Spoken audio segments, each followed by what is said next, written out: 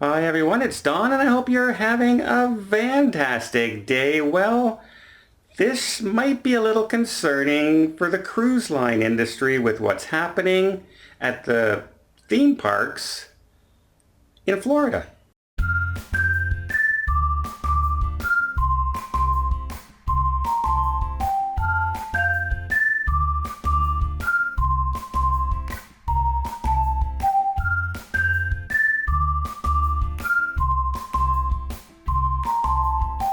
Early last week, Universal Studios opened for a couple days for cast members and then for pass holders, and then they opened up to the public. And the first few days looked pretty busy and was very promising. But then when they opened up to the public, there was hardly anybody actually in Universal.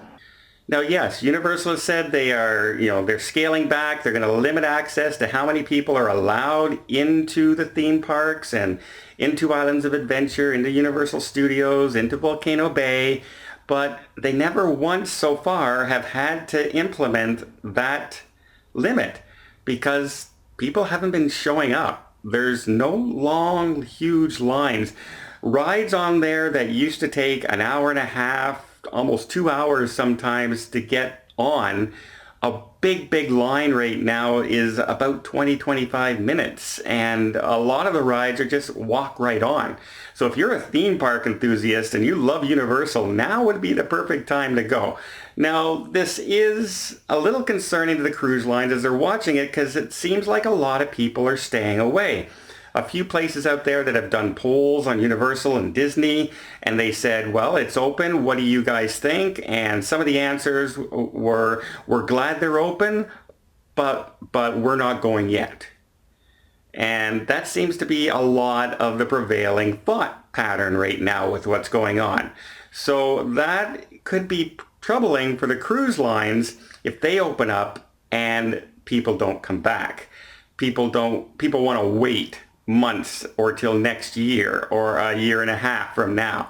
That could be very rough on the cruises when they're trying to start up. After all, they're going, we got 338 ships across the world that are needing to be filled, and staff that needs to be paid, and fuel that needs to be done, and ships that are being built, and renovations, and cruise port fees, all this stuff. And if people don't show up, it's a very concerning situation. Now, the one real bright spot though, however, on this whole thing is Florida is still kind of on a lockdown. Not so much like they're opening up stores and that now and things like that, but as far as travel restrictions are concerned. We can't travel from Canada. We can't travel from Europe. Many states are not allowed to travel into Florida without quarantining themselves for 14 days. And the same if you go back. And they are checking license plates and they are pulling people over if you have an out-of-state license plate.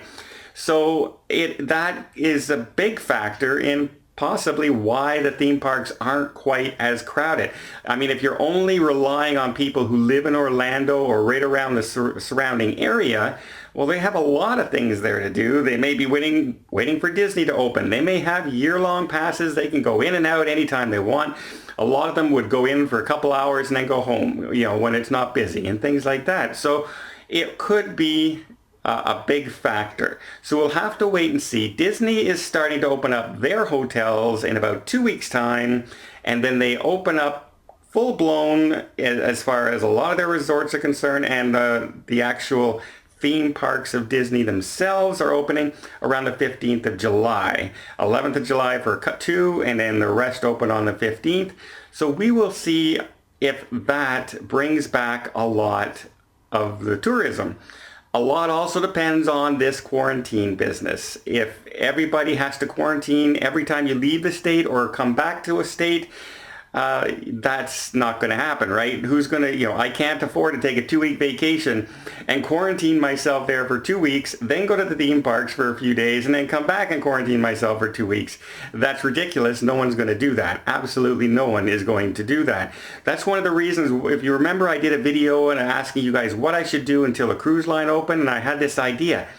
I'm going to, what if I went to Nova Scotia, started in one end of Canada, and drove across the country showing you Canada, the cruise ports, the lakes, the river cruises that can come on the Great Lakes, all the different areas, the hunting grounds, the fishing grounds, the historical sites, everything in Canada.